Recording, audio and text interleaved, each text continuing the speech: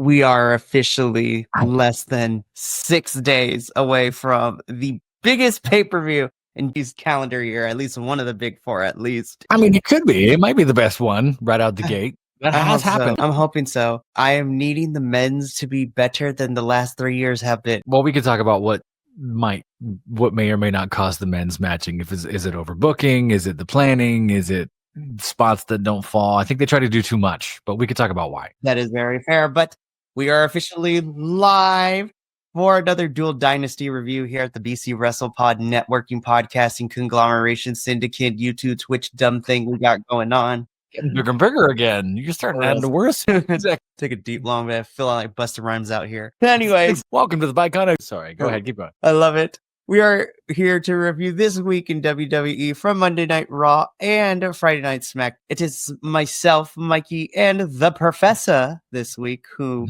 I love having you on here. Shout out to Minnie. He is currently, life is being a very not fun punching bag to him, but he is getting through it as best as possible.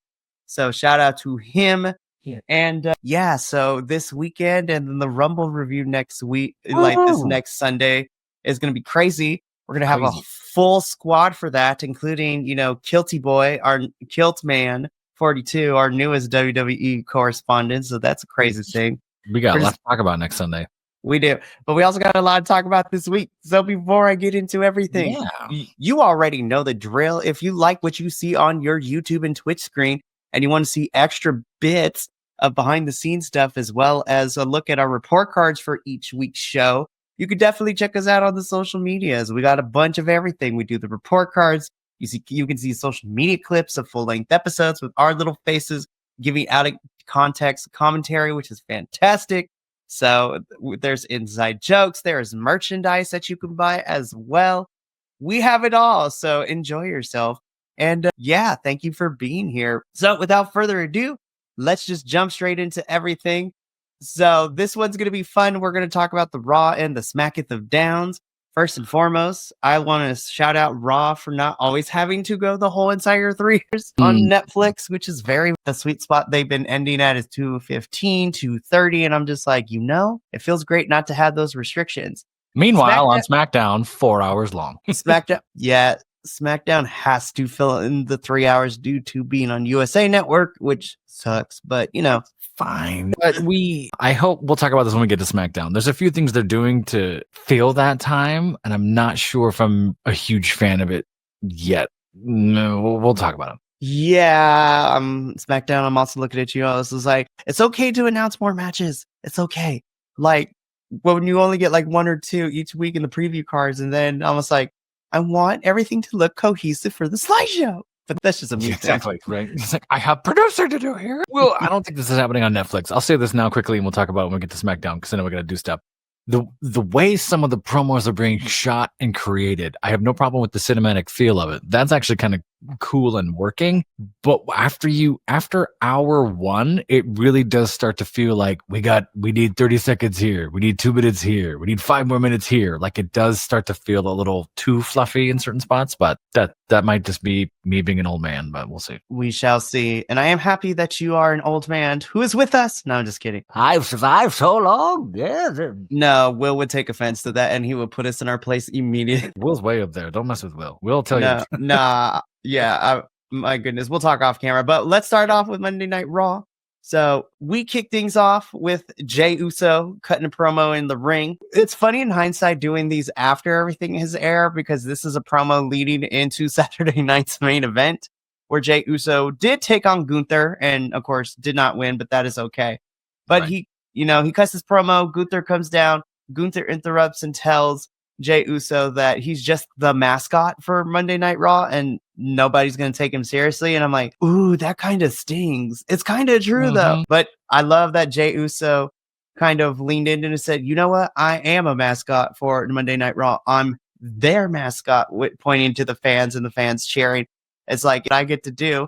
And it's because of the fans that that the boys in the back get a say of how much screen time I get. It's because people want to see me and they believe in me, that don't discount me just because I am the mascot. Because we have seen that mascot characters tend to shock the hell out of everybody. So A brawl in Jay stands tall by the end of this. Jay is so over with the fans.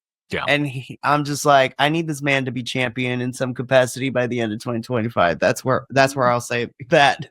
They hinted at it on SmackDown. I don't know if you caught it. Wade Barrett said it. He was talking about they're the greatest tag team, one of the greatest tag team. They're a great tag team of all time. Something like 8 tag team championships with it, all that stuff. But then alluded to no singles champions or no singles somethings between them. Or no, I think he was talking about Jimmy. No singles title for Jimmy and Jay, this and this. But they primed the well a little bit. I don't know. That could mean 2025 something's coming, but they put that into the ether, and they don't normally do that on mistake. No, so here's hoping that this man gets a championship in 2025. But this was a fun promo. Of course, if you saw our live watch along last night, Jane Uso and Gunther main evented Saturday night's main event 2. Jay did not come out the winner, but it seemed that Gunther has a little bit more of a respect for Jay, which is nice because I'm like, slowly turning babyface Gunther might be interesting. There's a few turns I think we have coming up now after, SmackDown in particular, because that's what I was watching, but I think something's coming. We'll talk. It's for sure. So after this promo, we go backstage really quickly with Bayley. Love her purple hair and everything now, where she officially announces that she has moved on over from SmackDown and now is officially the role model. Bayley is now officially on Monday Night Raw. Which, I'm actually glad because I feel like we kind of ran her course in this chapter on SmackDown for her. And with her losing to Tiffany cleanly, I might add, in the championship match last week. So this is a nice change of pace. Bayley can have some fresh feuds with the women's roster on Raw. And you know what? She might want to challenge Rhea down the line too, which is fantastic. Of course, this is where Nia Jax comes in. She interrupts Bayley at this point in the promo, declares herself for the Women's Rumble. Nia Jax and her exchange some words because they have a match later in the evening where Nia also declares herself for the Royal Rumble as well. So funny, who's not declaring themselves for the Royal Rumble? The way I put it is that WWE did last couple of weeks. We've had a bunch of the men do it, and they're like, "Oh, we have the Rumble next week. We got to start declaring the women. We forgot we have to declare the women."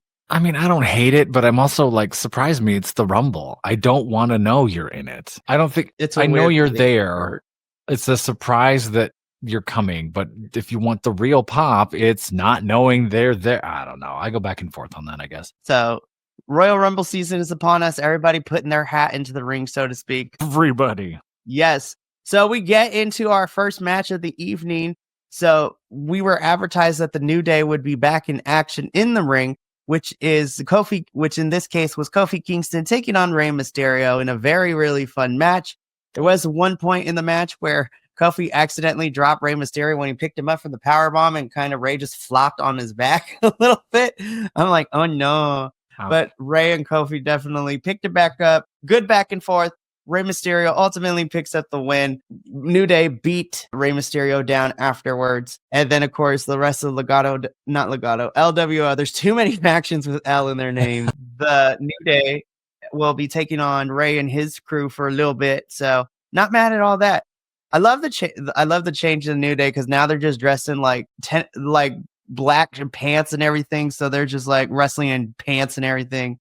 Sure. The color is gone. They're very muted in their presentation. This is a fun match. I wish I had time to watch Raw because I really want to see more of them and what they're doing. I'm only catching it a few days later or bits and pieces, but it looks so cool. I'm gonna start sending you like the 8-minute recap videos that WWE posts on their YouTube page to give you the quick rundown. Kofi yelling at that kid who made fun of his chest. Yes. That's great. I love that these fans have no chill and the wrestlers are kind of loving and interacting with that aspect too. Well, because then they're doing it right?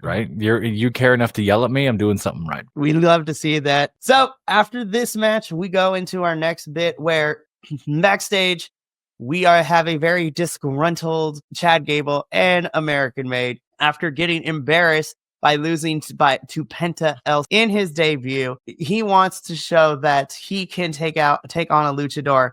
So he is going to go find people in the locker room to see who can help him with all of that. We'll talk about it when we get into later in the show of who Chad Gable ends up going to for some advice, which is really interesting to me. It's a missed opportunity to get El Generico back, but I digress. That would be hilarious. So, disgruntled Chad Gable is very fun. Speaking of his cousin El Generico, Sami Zayn is now in the ring next. So Sami gets on the mic for this one. He cuts the promo talking about, again, he declares himself for the Rumble, and it's time for him to get back to being a champion. And to the surprise of me, because I was like, are we actually doing this? Don't tease me with a good time, WWE, because we have Kevin Steen, Kevin Owens, the KO show, if you will. Kevin Owens comes out, and I was like, are we going to fight? Are we going to brawl? Is somebody going to spit in somebody's face? Because last time these two interacted, well, technically they were on Team Avengers, but not no more. But Kevin comes down and he says, look, Sami, I'm not here to fight with you. In fact, further from the truth, I am wanting us to do this together. You know what this is like to not get to your due worth and to not have people believe in you. And essentially, Kevin Owens wants him and Sami to have this partnership in the Rumble. And I'm sitting here thinking, I'm like, I think Sami's turning heel, and I think he might actually join Kevin after in the Rumble or down the Rumble or after the Royal Rumble's over. But I'm like, Sami and Kevin Owens as a team, I'm here for it.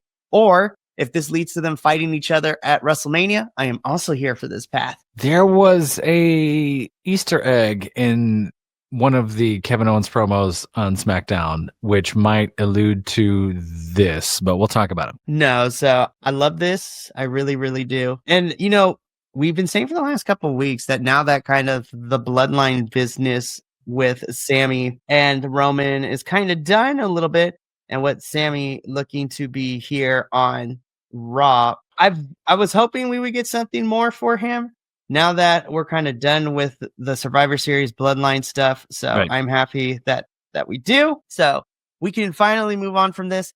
Whether we get a heel Kevin Owens, a heel Sami Zayn, or we're going to fight each other, then I am totally here for it. It is fantastic.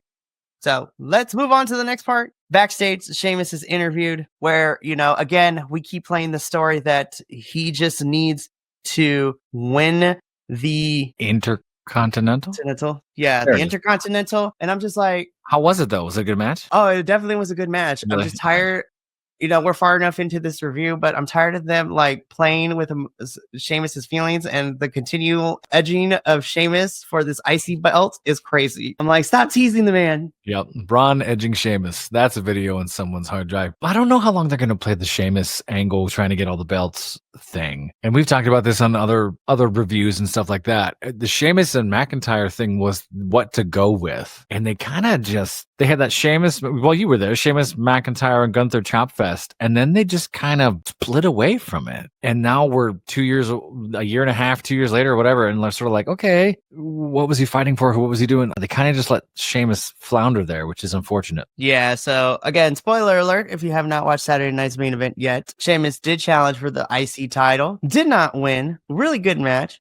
Good. Let this man, he better win at WrestleMania, because if he don't win this thing at WrestleMania, I don't care no more. So it's him and Braun at WrestleMania? I don't know, but I think that might be the plan.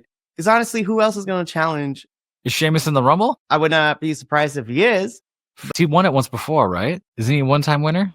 Am I crazy? Think he's a one-time winner, yeah, way back in the 2010s. It would be huge to make him a two-time winner, but there's a few other folks in line that, we'll discuss, but I wonder if I don't know. Yeah, I think, we talked about it before. I think Punk's winning the Rumble, but who knows? So we could talk.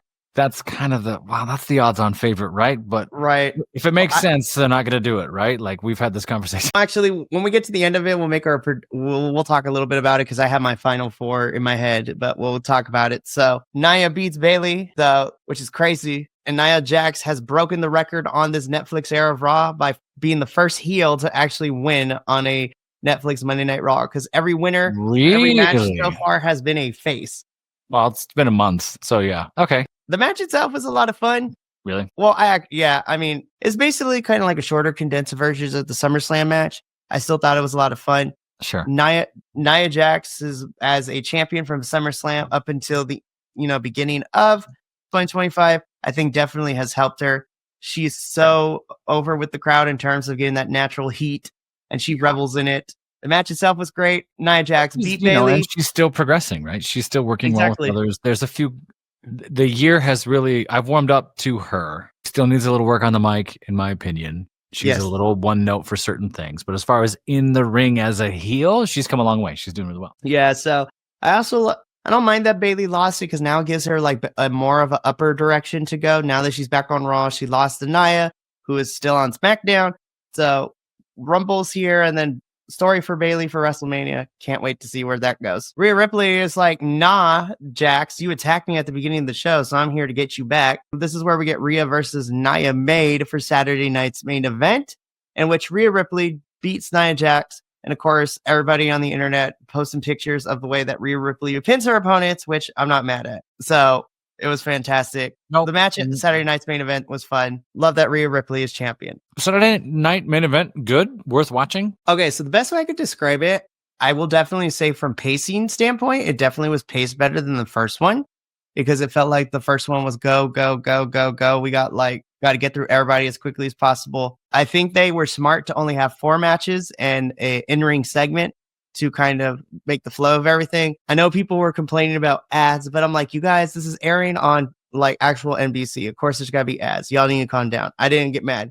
Except for when we got to the main event, like every 2 minutes was then an ad break. I mean, I would take an ad break over picture-in-picture, but that's just for real, seriously. But this is where the challenge was made for Saturday night's main event. Rhea Ripley defends and retains her championship from this past Saturday. Of all the people that Chad Gable went to for some advice, we're backstage in the Judgment Day clubhouse. Chad Gable talks to Dominic. Dominic has somebody.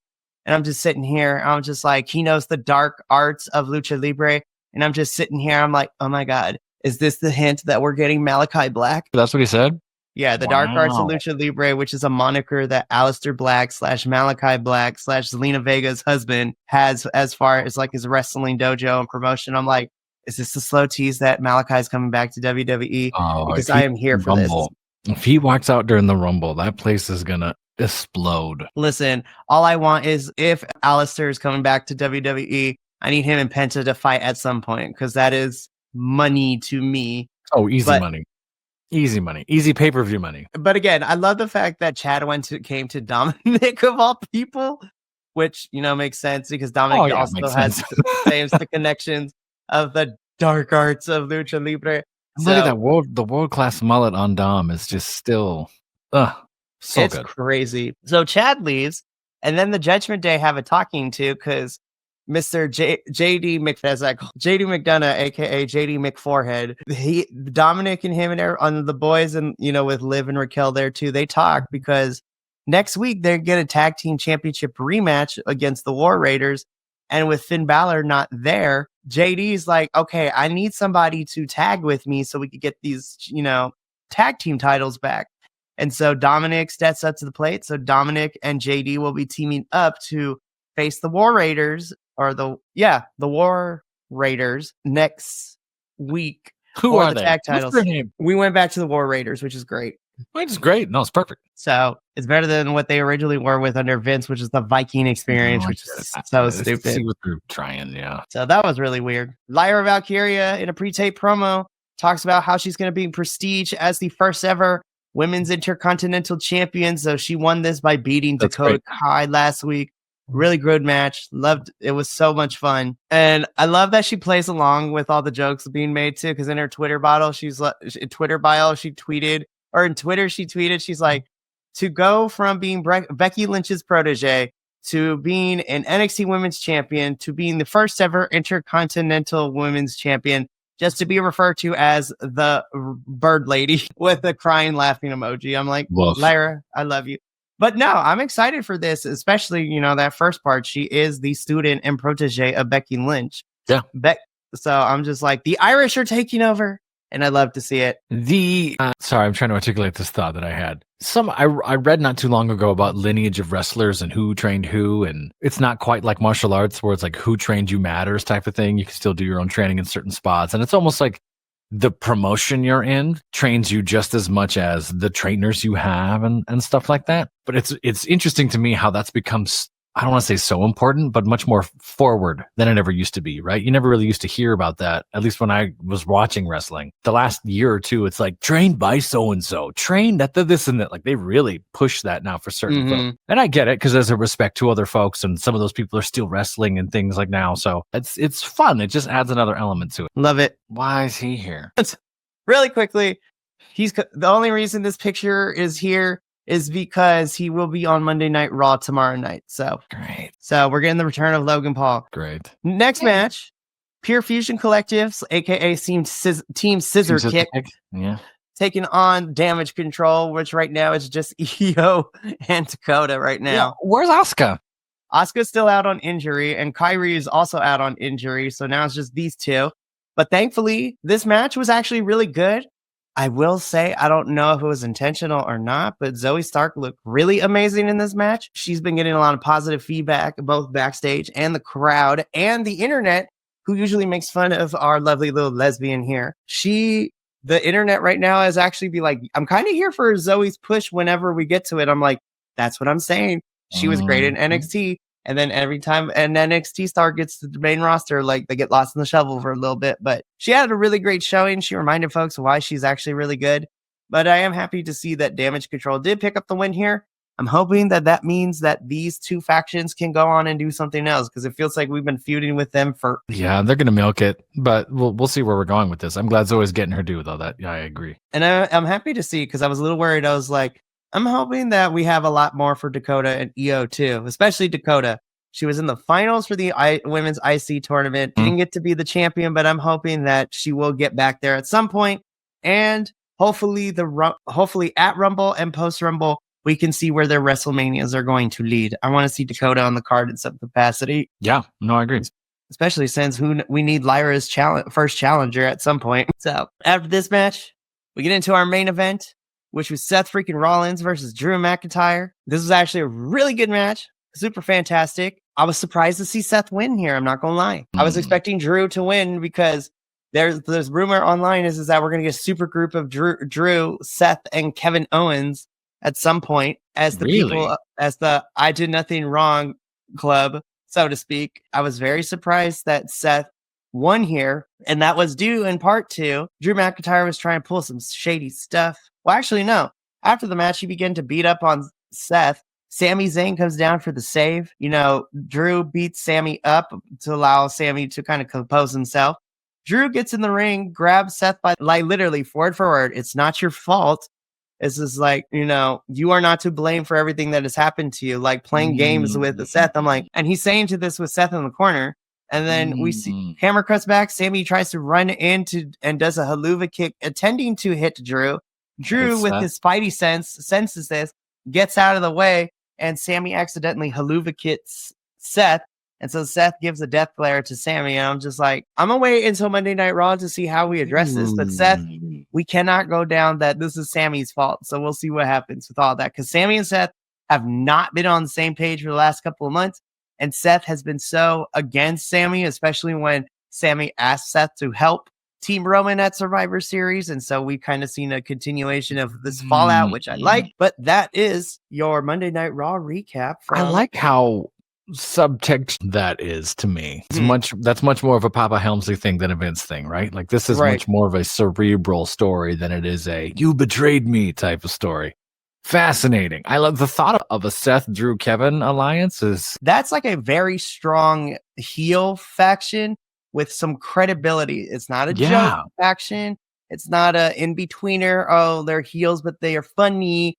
This is like, oh, they're about to lay waste to this roster, and I'm kind of here for it, if that's what we end up getting. And of course, they've tried that with a few folks over the years, and sometimes it works and peters out, but I don't think that's a wild. I mean, that's, in my opinion, that's like an NWO type of thing. That's huge. So we'll see. Like I said, that brings us to the end of Monday Night Raw. So now the professor can be in the conversation more as we move to Friday directly night SmackDown into last time on As the SmackDown Turns. This SmackDown, now that it's 3 hours, it's like each hour is different now. Hour 1 was a wrestling show. Hour 3 was mostly a wrestling show. a grab bag of whatever. Ended like a soap opera. Right? The way they pulled that stuff together. So let's jump into it because SmackDown didn't waste no time because we opened with the American Nightmare, Cody Rhodes, Joe Tessitore in the ring. So of course, Joe and Joe and Wade Barrett are our SmackDown commentary team now. Michael Cole and Pat McAfee are on Raw. And at least for the last 2 weeks, Corey Graves has gone over to join Booker and Vic Joseph on NXT, which is crazy. Anyways. I don't know. Who knew that the announcer drama was just as heavy as the wrestling? And juicy, like for reals. Like, damn. But anyway. Yeah, so Joe Tessitore, who I have actually grown to really like as a commentary aspect of WWE. I know people gave him a hard time when he first joined for like the first couple of weeks, but I was like, you know what? I like him. I'm warming up to him, yeah. Him and Wade are doing pretty good as a duo, so I love that. But when he showed up, he was a little too carny when he showed up. Now that he's leaning more on the, like I'm calling a live sport thing, it's starting to work. Oh, absolutely. So Cody basically cuts the promo that we know him for that, what do you want to talk about?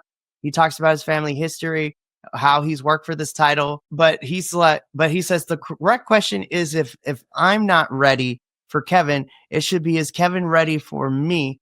Because Kevin Owens has already have a history of, being in ladder matches. So he has the advantage there. But what Kevin needs to understand is that since he's playing these games with Cody, he needs to realize that Cody has more to lose than, Kevin. And Cody basically warns Kevin that if he's not careful, he's going to find himself in the ring with somebody completely different. And so Cody's to the point where he doesn't want to talk to Kevin.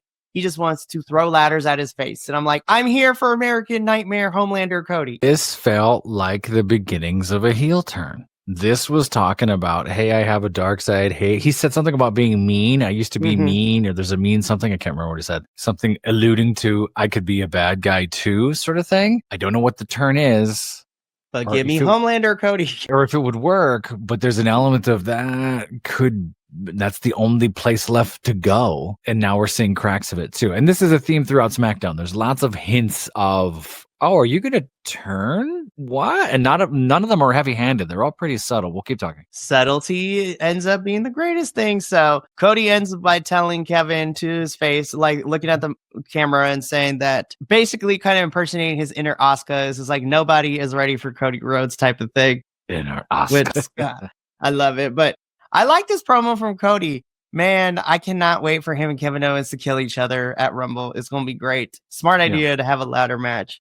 It's going to be fun. So after Cody cuts this promo, we get into our first match of the immediately. Motor City Machine Guns versus the Yes Boys. Pretty deadly. I love that people are posting memes like of just sad children and other things. It's like me anytime I see Pretty Deadly lose again. Like, right. Folks are upset they're losing. Yeah. I still believe that we're building to something because, Pretty Deadly keep getting beat down. They're starting to lose their patience with DIY. Who have been lying to them about having their back. Go ahead, keep going. Go. Spoiler alert, I think Pretty Deadly find themselves inadvertently helping Motor City Machine Guns at Rumble during the 2 out of 3 falls match. I think they're going to face turn. They alluded to it in what they were talking about. They said something about this and this. And then wasn't Apollo Crews last week? You don't need them. You don't need this. You don't need that. Yeah, Apollo Crews told them, it's like, you guys need to stop being so gullible and stupid. They don't have your back. They're playing you. And if you keep believing them, you're going to find yourself at the short end of the stick all the time. So that's when Johnny beat Apollo up. Yeah. We had that. And then we had this other segment that was right before this match where there was just an element. They were talking to DIY. Yeah. There it is. So they're doing it slowly, which is great. If you can face turn them like legit, but the crowd's going to go nuts. You will do no wrong with them. But the problem as heels, they're dumb, silly heels. As face, what are you? If they could sort of echo what New Day did for 5 or 6 years, right? Where it's sort of like we're fun but different type stuff. I think they might be able to pull that off. And they don't have to be dark or deadly or pretty ugly or change whatever they're doing, right? They can make it pretty cool.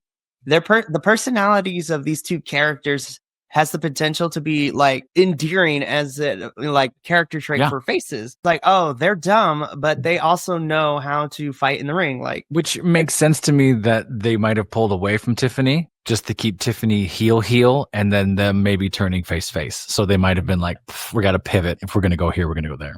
Yeah, so which still makes me sad because that's a hell of a power couple. Absolutely. I think we'll get them eventually, but I thought the match itself was really fantastic. Again, of course, Motor City Machine Guns do pick up the victory here, which at this point of the show, they pretty much have beaten every single tag team on, Friday Night SmackDown. So I'm like, I'm pretty sure they're in line next to get their rematch against DIY because they've beaten the Street Profits. They've beaten Pretty Deadly. Last week, Motor City Machine Guns beat Legado. So Los Garza. So spoiler alert, we do get that officially made down the line, which we'll talk more in detail when we get there. But this is a fun match to kick off, Friday Night SmackDown. Great match. I had a lot of fun watching it. I haven't seen Pretty Deadly in a minute, so it was really cool to see them do more stuff. They're lots of fun. They worked really well with them. I know Motor City Machine Guns, the initial knock on them was they're too short guys. It's like, no, they're still great. And a match like this really shows like, oh yeah, they're fantastic. I like everything they're going. So absolutely. There's a few spots they called on the fly. I'm trying to watch it now. I'm trying to remind myself. There's one or two things that Alex looks right at him and you just see, I'm forgetting their names, Pretty Deadly. One of the guys in Pretty Deadly just goes, oh, okay, yeah. Like there's a whole nod of like, and then they go and do it like it was nothing. Like, oh, wow. I can't remember that spot, but it was just fun. People, of course, for like the four of us that watch NXT UK, like they're actually, the Pretty Deadly are funny characters, but they are actually a really good tag team. And I'm glad that SmackDown is kind of treating them as such. I mean, they're still silly characters right now, but they are a good tag team. There's a reason they were one of the longest reigning NXT UK tag team champs ever. It was they're really great. So fun match. It was a great way to kick off the trade window is still in effect because backstage we find out that The Miz has been moved, to his dismay, has been moved over to Smack. And he's like, but this is where the Wyatts are because the Wyatts also got moved over to Smack. And Miz has been trying to stay away from the Wyatts. So Nick Aldis, I love this. He just gives no flying F's. This is like, here's my advice. You better find some friends because the Wyatts are going to come for you. And he's like, but I'm not going to help you find people. You got to do that on your own. I'm like, better go make some friends. Yeah. I'm intrigued to see where it goes. We haven't seen The Miz in the ring in a long time. We've just seen The Miz as character. So I want to see where this goes. Hey, you know what? US title feud with Shinsuke would be crazy. Anyways. Would be good. Yeah. So more fun stuff. Kevin Owens comes out, yells at Joe Tessitore's face, which was a funny meme. He also gets into the face of our celebrity, Matthew McConaughey, who was also in the audience. Matthew McConaughey, who dishes it out right by. So good. I was like, it's crazy because Matthew McConaughey gives me chill vibes, but he also gives me, he's got a knife in his boot just because he can't. Like, he will smile and stab you if you look at him wrong. He's that happy, calm murderer, right? He's just all Texas chill, and then you just know that he's going to stab you. One Easter egg thing I think here is that Heart Foundation jumper that Kevin is wearing. I kind of want it. I'm not going to lie. Oh, huge throwback. I saw that and went, oh, what's that mean? So if we're going to end up getting a Canada faction, if we end up getting a Kevin Owens heel, Sami Zayn heel. Give me that merchandise. Give me that Canada found whatever that your name's going to be. You can't go Heart Foundation, but like whatever that's going to be. I think that was the nudge of Sami Zayn forever, and that they might be doing, I don't want to say Mounties or Quebecers, but some sort of Canada versus the world thing again. Yeah, I would love it. That's where my head went with all the subtleties and stuff we got going on. Yeah, so here this just sets up our main event because Jimmy's like, bro, like you talk all this mess, you attack me, so we're going to fight later tonight. So that's essentially what this is. Okay, but thanks, again, okay, thanks, bye. Basically, yeah, this was after Kevin goes on a tirade against Cody, which is crazy. And then he even yelled at Shawn Michaels and got hit in his face and actually attacked Shawn Michaels on Saturday night's main event. And Did he really? And then, of course, Cody came in to help. And, of course, Kevin was met with a really good-looking Sweet Chin music from Mr. Shawn Michaels. I was like, yes, Gene's dad, I love you. Did he really? Shawn threw us? Now, I almost looked that up. Kevin almost gave him a pile driver, which was crazy. I was like, oh my gosh, if he actually gives Shawn Michaels a pile driver, that'd be nuts. But Cody came in for the save. And Shawn's up there too. Wow. Love it. So it's like, yes, Gene's dad. Love it. But this sets up our main event, which we're going to talk about when we get another match. This is a women's tag team match. So Michin and B-Fab, who are now homies and besties, which I love.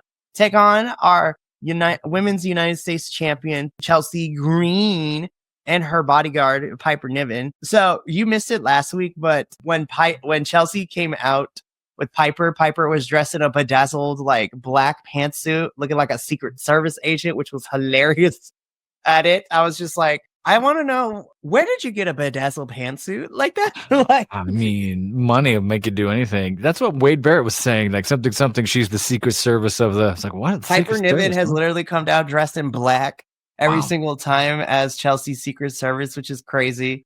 This was she's the really U.S. champion. So I get it. Chelsea's doing really good with this whole like over the head America thing, but not in a way where I want it to go away. Because Chelsea's funny with it. Yeah. She had a whole State of the Union address where she wore like the Statue of Liberty crown on her head. It was really so much fun. I didn't have problems with it. I think BFAB had a few moments in the beginning where I was like, "Hey, get your head in," because I know she's still working on some stuff. There's one or two punches that straight up missed. They were just whiff, and I was like, "Well, look good though. Maybe nobody noticed." We did that. I'm just kidding. I mean, because the camera's gonna catch it from where it is. I'm sure the crowd didn't notice. No, this was fun. I had no problems with it. The promo right before, I was like, they all just need more reps. It just felt very cold to me. Minchin, we've heard her be good on the mic. She just came off and I will see you in a minute. And then they leave. And I was like, okay, could have done a little more, but still fine. This is a fun match. We will be revisiting these ladies later in the show because there's some implications for what's going down on the Go Home show for SmackDown. Get excited because bisexual Undertaker has now been drafted to Smack. Backstage, we learned that Damian Priest is now an official member of the SmackDown roster. And I'm like, you know what? Good on that because he beat Finn Balor in that street fight last week in Raw. We are finished with the Judgment Day. And I'm just like, Damian I'm ready for him to have some new feuds and everything. And at this point, this is where Carmelo Hayes comes in and we get Carmelo versus Damian, later on in the evening. And I'm sitting here, I'm just like, damn, Carmelo is getting screen time and he gets to fight all the new people. Like Carmelo's had a busy year. Fighting everybody, which I love. Started, 2024 with 8 Andrade matches and then had to pick up and fight everybody else the rest of the year, And 2 United States Championship title opportunities, which included a one-on-one versus him and versus LA Knight, and then the triple threat, which was the best match at Crown Jewel, which was unfortunate because I wanted to watch that match, but really fun. So I kind of love that Carmelo Hayes has become the sort of, I don't want to say jobber, but sort of the guy that's like, hey, you're new here, meet Carmelo. He's got to go fight Carmelo Hayes. I like seeing Damian Priest here. Yeah, I'm excited for Damian to be on SmackDown. So it gives him more opportunities. And, later on when he has his interaction with Cody Rhodes, I was just like, oh, we're teasing him and Cody at some point. So I can't wait. Yeah, that was hello. Those muscles will kill me. Like, holy Jesus, Charlotte. There she is. Charlotte Flair. We get another vignette. I'm just like, yo, I'm kind of here for this rich, Miami princess kind of character. I'm here for this. I was like, she is beautiful and she scares me at the same time. She see what they do, bringing her back pivot wise and story wise, and what do you do? Because the women's division has changed so much since she's gone. Because while we could argue, I don't want to argue that too much, partly because now she wasn't taking up so much space, so they were able to do more things with it. But I'm intrigued. I am too. So from this little vignette of Charlotte, let's see. I'm kind of here for Wednesday Addams and her blonde friend. That's a great way of putting it. Dare I say? Okay, so let me start from the beginning with this one. So Tiffany comes out. She begins to cut a promo where she's not worried of who wins the Rumble because she's going to defend her championship. And I'm just like, you go, Tiffy. Love to hear that nobody can compete to her. Then all of a sudden, Rhea Ripley comes out and she tells her, she's like, I'm glad you have that attitude. But until you experience it, you better keep your head on a swivel at all times because this is not Rhea's first rodeo as champion. And she knows that everybody and anybody, friends and foes, will come for you for that title. Which then, of course, again, so then we get this because I love Wednesday Addams and her friend. That's basically what that is, yeah. I'll say what I'm thinking in a second. Go ahead, keep going. So then we get interrupted by Liv and Raquel, which I was like, oh God, I thought we were done with this, Rhea. Why? But they're out here to declare themselves for the Rumble and that they're coming for the titles. Bianca Belair and Naomi then come out, declare themselves for the Rumbles. They lead into a brawl, which then leads us into our next match. And then I'll let you talk, Professor, which ends up being Rhea Bianca, Naomi versus Raquel, Liv, and Nia Jax. Because Nia also comes out and declares herself for the Rumble. So this promo wasn't. This is what I was talking about before we started. I'll just mention this quickly. The promo itself, I started to be like, why'd you overbook a promo? And I get it. We're going into Rumble. But it also tells me that the go home shows aren't going to have a lot of women's segments. So they were sort of overloading this one, right? Which is unfortunate. I think they could have cleaned that up a little better. This was a treat to see people who are normally on Raw over here on the SmackDown. So that was kind of nice. I did too. I enjoyed this. I'm not saying there were miscues necessarily. I think it was supposed to be a tag team that they threw together into a triple thing that they threw into a this and this. Well, who could actually be there? So it felt a little, just me. It felt like they had 24 hours. They realized who's in the damn thing. That being said, they all worked great together. Rhea took a shot to the eye. She got something hit under her eye at one point. She wasn't bleeding, but she was definitely like, oh, something happened to my face. There was a great, Rhea Ripley just doing feats of strength is ridiculous. Oh, that annihilator that Nia Jax dropped on Naomi looked crazy rough. Like I don't want to rewatch it because it scared me, but I was like, if you got her in the stomach, she gonna die. Like she was flat pancake Yokozuna style. Like, oh, I hope she's okay. But the most devastating move in sports entertainment, the surprise roll up wins again, which is which allows Liv, Raquel, and Nia to pick up the win here, of course. Yeah. I didn't hate this. I thought it was fun. No, I agree. It gives the women something to do. As I know, like when we do this every year, both men and the women kind of just wait for the Rumble because the Rumble is the big thing. Yeah. And then we get into everything. Then we start building towards WrestleMania because winners pick. So winners pick their challengers or who they want to go after. And then whoever didn't get picked, their spots are determined when we get to the Elimination Chamber in March, which I'm super excited for as well. So. Yeah. No, this is fun.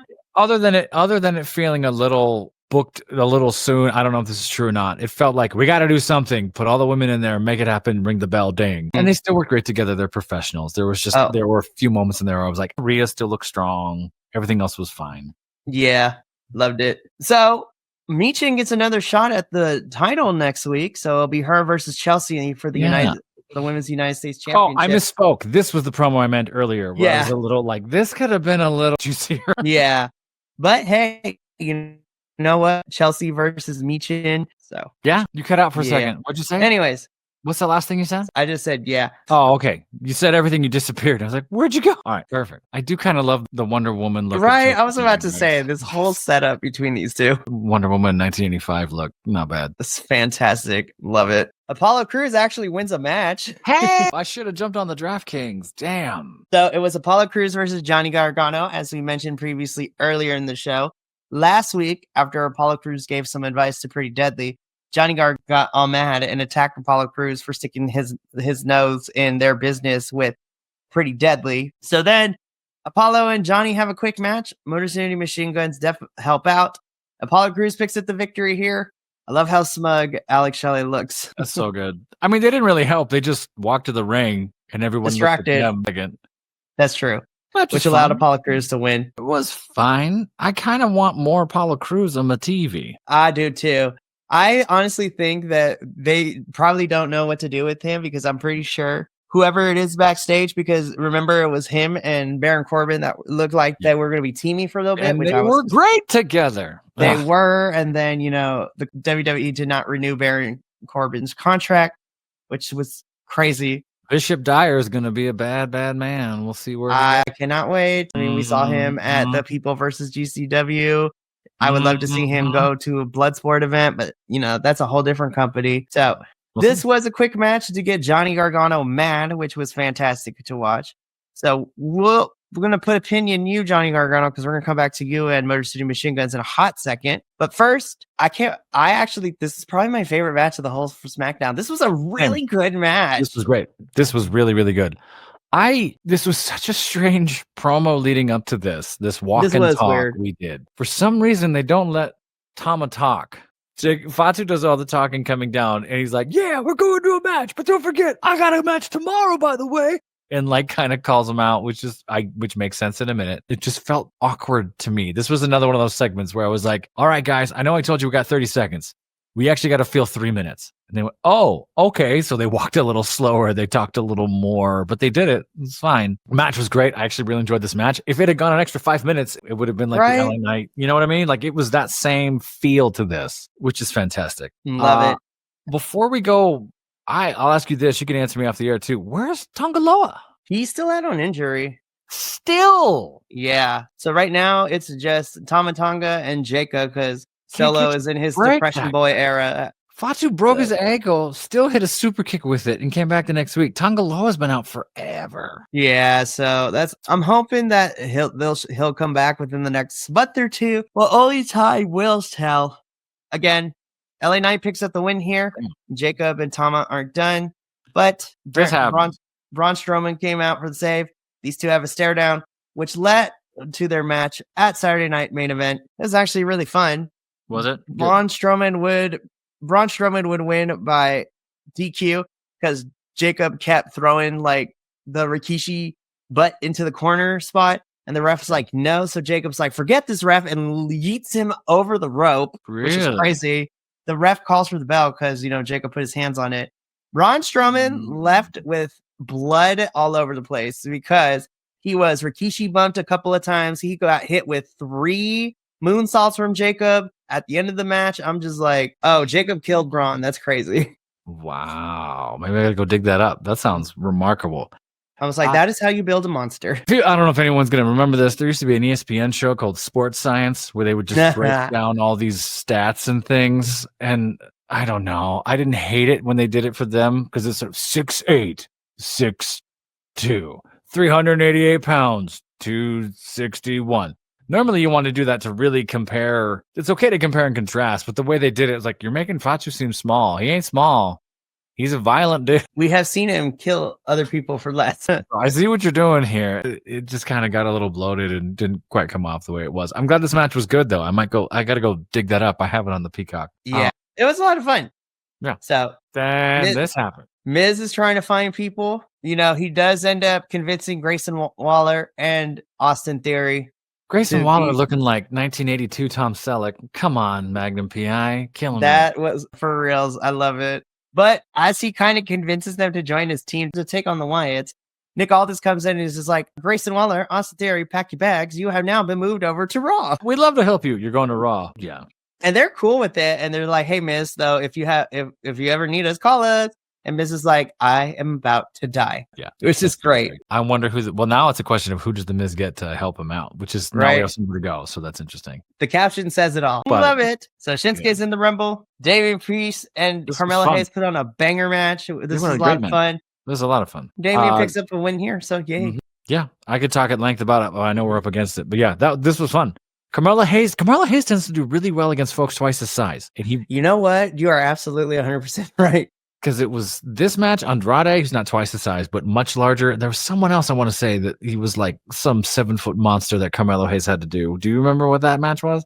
It was a pay-per-view, and it was Carmelo Hayes versus, and we were like, that's ridiculous. It wasn't Braun Strowman, but it was someone huge like that, where we were like, what is this madness? Yeah, I forgot who it was. I'm going to have to look it up, but no.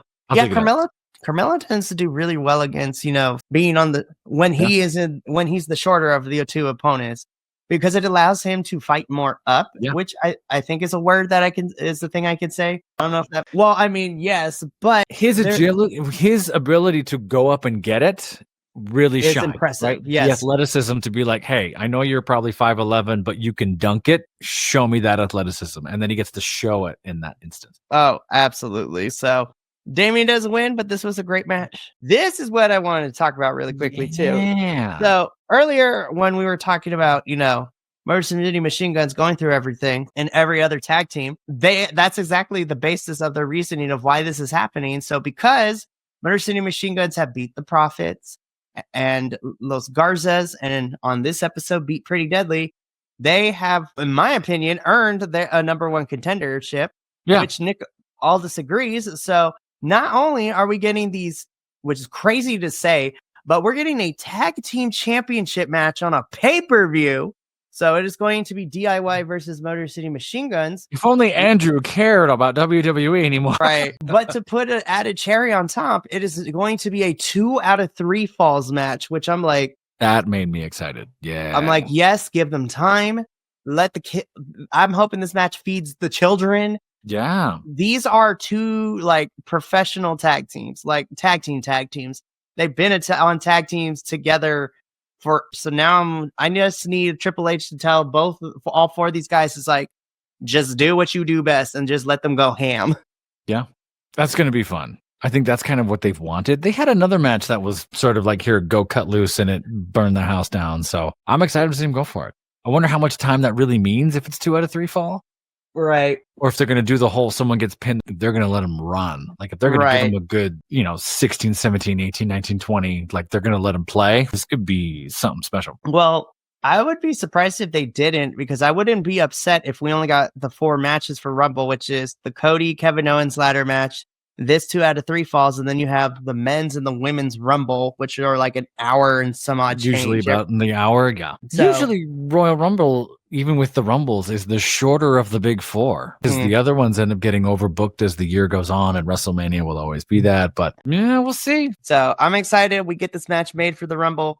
This does lead into our main event, Kevin Owens versus Jimmy Uso. This was a fun match. Kevin picks up the victory. Him and Cody brawl to end the show like we have every week. Yeah. Also fun. Nothing out of the ordinary here. 2 great workers working great together. Kevin Owens doing the all right while holding Jimmy and Samoa was fantastic. I also love that he quoted Naomi. He's like, feel the glow. Get it? That shirt. Yeah. Global. Get it? It's like, oh my God. I would laugh so hard. Naomi and Kevin Owens as a tag team would be fantastic. They just troll. The way that Kevin trolls his friends in these matches so good. Is just perfect. And it's funny because Jimmy and Naomi are married. So that's what I'm saying. Yeah, it's perfect. So him and Cody brawl to end the show. That brings us to the end of this week's episode. Yeah. This was a really fun week of WWE television. So before we go off the air, Professor, in 6 days, Rumble is here. So myself and Kilton, hopefully you, is going to be a fun watch along. But let's talk about our predictions. All right. So I'm going to send out that form officially later in the week. But so far, we only got 4 things. Let's start with Motor City Machine Guns and DIY. 2 out of 3 falls. I think they keep the belt on DIY, even though I would love to see Motor City Machine Guns get the titles back. But I agree. I think DIY retains. I think they do. I think there's a Pretty Deadly sighting. I think we might very well see the Pretty Deadly face turn happen. I also think we might see a glimpse of the Profits in some capacity too. That's possible. I think it's not just them, right? They're gonna some of the tag teams are gonna appear in there, but I would love to see the Pretty Deadly face happen, right? Oh, that would be so good. Excuse me. You're fine. I'm good. I'm just super excited. So I agree. I think DIY retains, but I do want to see this Pretty Deadly face turn happen. Something that's, in my head, I think it's easier, but I honestly could go either way. Kevin Owens versus Cody Rhodes for those championships in a ladder match. My inclination is to say Cody retains. What I'm hoping is that this match brings out more of a viciousness to Cody than we've seen before, which I'm hoping that is the case. I want him to destroy Kevin Owens with ladders, punch him in the face. I want this to change Cody Rhodes to slowly push him further into Homelander. I think so. I think that might happen. I think that can happen. I think this is where we see the Sammy Kevin Owens. Yes, that is also very true. I think this is all hell breaks loose. Everything happens. And I think Cody retains. Sammy shows up to stop Cody. Sammy turns on Cody.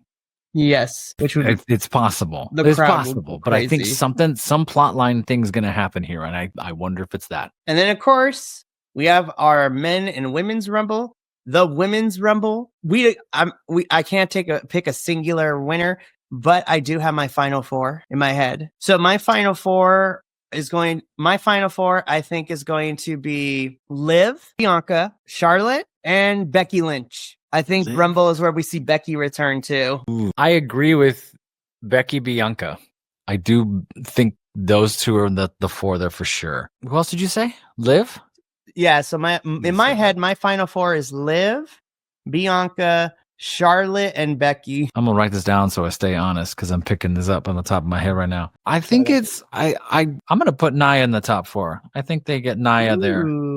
I think Charlotte's the top 5 or 6. I'm even gonna call it. I'm gonna say Charlotte eliminated 5. Ooh, she almost makes it to the final 4. I think that's gonna be a huge plot line there. Outside of that, I don't know. I think maybe this is finally the Bailey Naomi betrays Bailey thing, or maybe there's some sort of something there. But I'm gonna go with that. Yeah. Then for the men's, it makes it a lot harder. So the same thing. I do have my final 4. Yeah. And so my final 4 for the men's rumble, I think, is Roman, Cena, Punk, and a returning Randy Orton. Oh. But yeah, my final 4 is Roman Reigns, John Cena, CM Punk, and Randy Orton. I think Seth is the 5th person. I think Seth gets thrown out before final 4. You think Seth is 5? Oh, that's smart. I think because it's, I don't know. Cena, Roman for sure. I had Cena and Roman on my list. You think Punk's 4? You think he's up there? I think Punk is going to make it to the final 4, especially if they put him towards the tail end of the entrances, because it's 30 entrants. I'm going to do this. I'm going to curveball all of us. I'm going to ruin it. I'll say Punk in mine for sure. So Cena, Roman, Punk. We can agree on that. Number 4. I'm going to think about it. I'm going to wait all week to pick that number 4. Cena, Roman, Punk. I think there's someone else in there that they're going to give a spot to. Could be Sammy, and then Sammy comes back at the end of the night to do what he does to Cody, like I was just saying right now. Yeah. I don't doubt Shinsuke either, because Shinsuke's won it, so he's got an angle to do it again. The men's is really, well, both of them are really hard to predict, because there's a lot of cases for which women can win and which man can win. So the men is a little tougher for me too, because now we're on the John Cena retirement tour. I'm like, I would not be surprised if Cena wins the Rumble. Well, then that's my head. Is Randy Orton? Sure, I'm not denying that. If he comes back, maybe he's in there. Tell you what, if Randy Orton shows up Monday night or Friday night and goes, I'm in the Rumble, then I'll throw him in there. Yes. Who versus Cena would be the marquee, oh my God, it's happening again from the early 2000s? I mean, that's very fair, because Rumble gets to pick their champion. So it's either, if Cena wins, it's either Cena versus Gunther and Cena versus probably Cody. But no, I mean, who could enter the Rumble from the early 2000s that Cena would be face to face with if it was Cena plus who? Because Cena CM Punk is great. Cena Roman goes back a long time too. Cena Orton is that forever feud as well too. So it's just like, maybe did they let Cena in the Rumble? Wow. I mean, Cena has yet to. No, Cena did. Did Cena win it during his return? That I'm trying to think. I don't know if Cena has won the Rumble. He won it years ago, didn't he? Isn't that what started Spin the Belt? Cena? Let me look. Quick to the Google. Yeah, so Cena won. He later than I thought. Okay, maybe that was Money in the Bank where he cashed that in. Okay, all right, I'm going way back. I wasn't watching wrestling then, so I'm sure there's some fans out there yelling at me, going, "No, no!" I'll go Cena Roman Punk, because I think that's huge, but I don't know who that number 4 is. Do they give a shot to someone? Do they put someone we'd never think of in there? Do they put a hot hand there, brand new person there, just to curveball us? So. What makes this Rumble really exciting for me too, of course, because as somebody who covers NXT, I'm excited to see which NXT kids get into the Rumble this year. I would not be surprised if we see, for the women, Roxanne. For the men, I would not be surprised if we see Trick Williams be in this Rumble, because that theme song goes hard. But what has me even more excited is the fact that since this partnership with NXT and TNA got announced for a couple of years, I'm telling y'all, like we could see Joe Hendry, sure, Mike Santana, Jordan Grace is on her way to WWE. Would not be surprised if she appears in the Rumble here. Masha Slamovich needs to be in this Rumble. I want to see Masha in this thing. You and Andrew was mentioning that to me yesterday. I want to.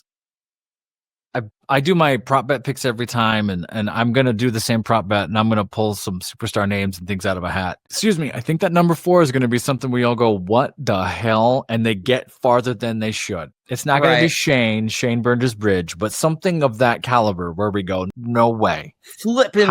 How is this happening? For reals. Oh my goodness. I cannot wait. But if you want to see if our predictions come true, you can join myself, the professor, and Kilt this upcoming Saturday at 3 p.m. Pacific, 6 p.m. Please put Eastern. Repo Man in the Rumble. Please put That would be Repo hilarious. As we do a live watch along for WWE's Royal Rumble. It's going to be an exciting event, and we would love to have you guys there. that's going to be it for us here at Dual Dynasty. We are back to a more kind of relaxed, regular schedule this week. Later on tonight, myself and Adolfo will be doing the first podcast of 2025, where we talk about our favorite, best, worst promos ever. So we get to talk about really bad promos, which is hilarious. What time tonight? We go live 5:30 Pacific. 5:30. Yeah, so I'll text you. If I'm back in time, I'll text you. heck yeah, because I think it'll be fantastic. And then, of course, we got our regular scheduled reviews this week. Tuesday, me and Professor will be covering really great AEW television programming, especially, the Timeless one is back, you guys. Timeless Tony Storm came back on Collision. It's crazy. Oh my goodness, it is amazing. On Wednesday, you have your NXT and CMLL reviews. Thursday, as of right now, Andrew and I and whoever else can join us, we'll be reviewing GCW live from London as GCW and Progress Wrestling go head to head in this crossover event. If we see Simon Miller on GCW, oh my goodness, I would lose my mind, especially because he is a champion in Progress right now too. It's crazy.